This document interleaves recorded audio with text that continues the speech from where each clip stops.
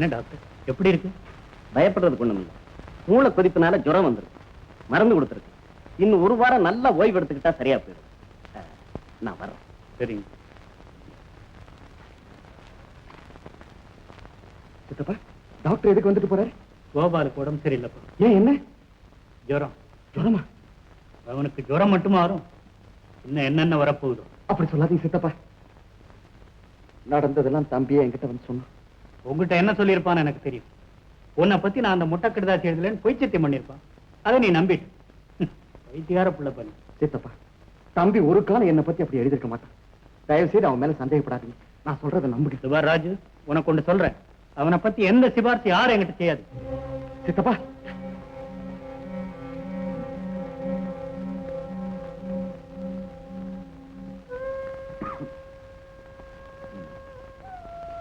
Gopal, Gopal, temperature அதிகமா இருக்கு.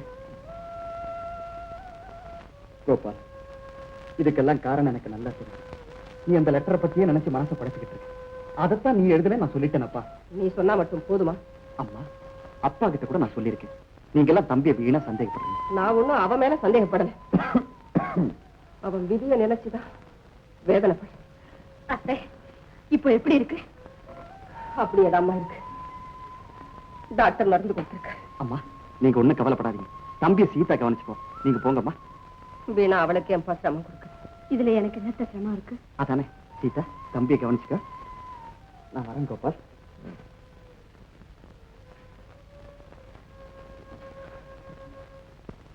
அத்தை, இந்த மருந்து எப்படி கொடுக்கணும்?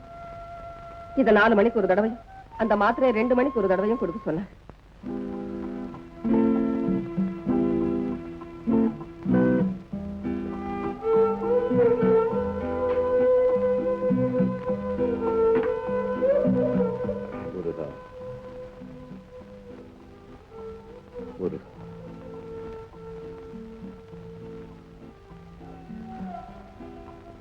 அடி, நீங்க நல்லா இருக்கணும்.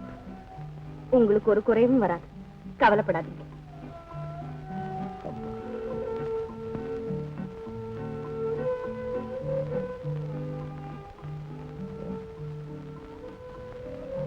அடி,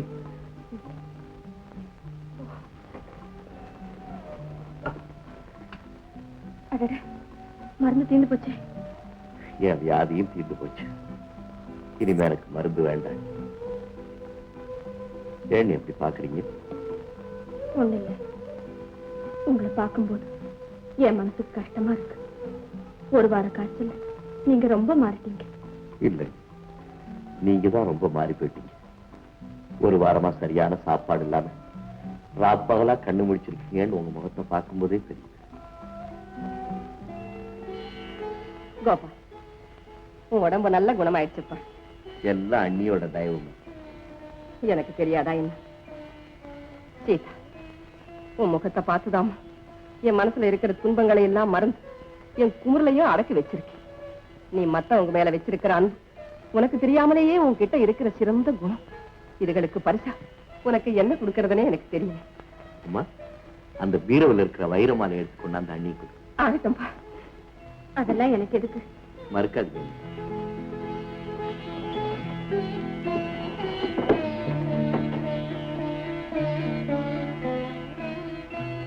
இந்தம்மா. வேண்டாம், மீனா வந்ததுக்கு அப்புறம் அவளுக்கு கொடுங்க. மீன் அவ வந்து கோபாலோட குடும்பம் நடத்துற மாதிரி இருந்தா வைரமாலை என்னம்மா வைடூரியமாலையே செய்து போடலாம். அது போட்டு பார்க்கக்கூடிய பாக்கியம் தான் இந்த கண்களுக்கு இல்லை. என்ன சொல்றீங்க? சீதா, கோபால் படிக்காதவன், அவ புருஷனா இருக்க தகுந்தவன் இல்லையா? அவனை ஏமாற்றி கல்யாணம் பண்ணிக்கிட்டான். அதனால இனிமே இங்க வரவே மாட்டாளா? கோபாலோட அப்பாவும் பிடிவாதமா இருக்காரு. அவங்களும் தானா பொண்ணு அனுப்புற வழியை காணும். நான் ஒருத்தி என்ன செய்வேன்? கல்யாணமாகியும் பிரம்மச்சாரியா இருக்கிற என் பிள்ளைய பார்த்து பார்த்து வேதனைப்படுறேன். சீதா, எப்ப வந்த? கோபால் எப்படி இருக்கா? அது இருக்கட்டும், நீங்க ஒரு மாதிரியா இருக்கீங்க. உங்க தம்பி இப்படி இருக்காரு என்ன? நியாயம்தான். ஒரு குடும்பத்துல புருஷனும் மனைவியும் பிரிஞ்சிருந்தா அது அவங்களுக்கு மட்டும் இல்லை, அவங்கள சேர்ந்த எல்லாருக்குமே கவலையும் கஷ்டமும் தான். இத பாருங்க, நாம எல்லாரும் சந்தோஷமா இருக்கிறதுக்கு நான் ஒரு வழி சொல்றேன். என்ன சீதா?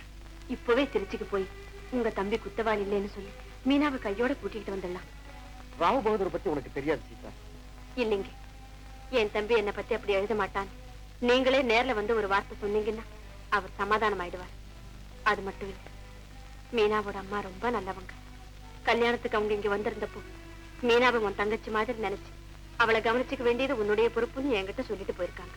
அவங்க அப்படி சொல்லியிருக்கும் போது அந்த பொண்ணு விஷயத்துல நாம அக்கறை இல்லாம இருக்கலாமா? போயிட்டு வரலாங்க. சரி. மீனா, சௌக்கியமாமா? ஏதோ இருக்கேன். எங்க இவ்வளவு தூரம்?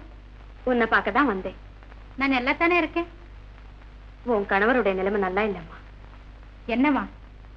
நீ இல்லாம பைத்தியம் பிடிச்ச மாதிரி இருக்காரு. அவர் செஞ்ச பாவத்துக்கு பைத்தியம் மட்டுமா பிடிக்கும்? அப்படி சொல்லாதம்மா.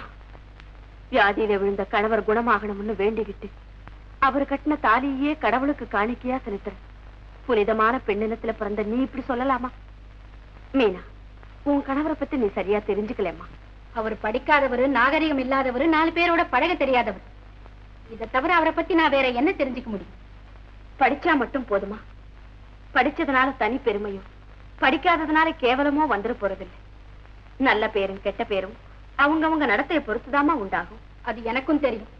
எப்படியோ நீங்க கொடுத்து வச்சவங்க, அந்த பெருமையில என்னென்னமா பேசுறீங்க. இல்லம்மா, நீ நினைக்கிறது தவறு. கல்யாணமான ஒவ்வொரு பெண்ணும் கொடுத்து வச்சவதான். கணவர் தன்னை தொட்டு தாலி கட்டினவருங்கிற ஒரே ஞாபகத்தோட பார்த்தா மட்டும் போதும். ஏன் வளர்த்துட்டே போறீங்க? இப்ப உங்களுக்கு என்ன வேணும்? வேற என்ன வேணும்? இந்த விளக்க கொண்டு போய் அந்த வீட்டுல எரிய வைக்கணும். இந்த விளக்கோட வெளிச்சத்துல இருக்க அந்த வீட்டுல உள்ளவங்களுக்கு கொஞ்சம் கூட தகுதி இல்லை. ஏம்மா இப்படி எல்லாம் பேசுறேன்? வேற என்ன? அவர் படிக்காதவர். அவர்கிட்ட நான் எப்படி அன்பு செலுத்த முடியும்? அவரோட நான் சந்தோஷமா எப்படி குடும்பம் நடத்த முடியும்? ஏன் முடியாது?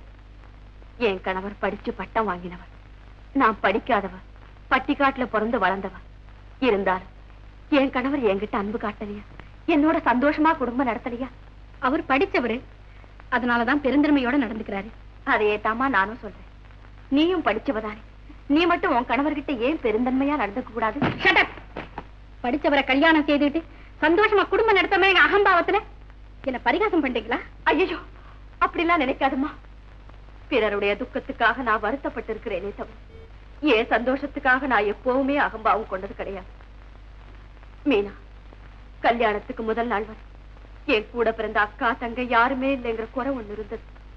அந்த குறையை நீ தீர்த்து வச்சுட்டு சத்தியமா சொல்றேன், நீ என் சகோதரி மீனா, நீ என் சகோதரி. சரி, சகோதரியாவே இருந்துக்குவோம். அதுக்காக நீங்க ஒண்ணு சங்கடப்பட வேண்டாம். இத பாருங்க, இந்த தூது வர வேலை இதோட விட்டுடுங்க. அப்படின்னா நீ என் கூட வரமாட்டியா? கிழக்க உதிக்கிற சூரியன் மேற்கே உதிச்சாலும் மீனா அந்த வீட்டுல அடி எடுத்து வைக்க மாட்டான். இது உறுதி. மீனா, தயவு செய்து இங்க இருந்து போயிடுங்க.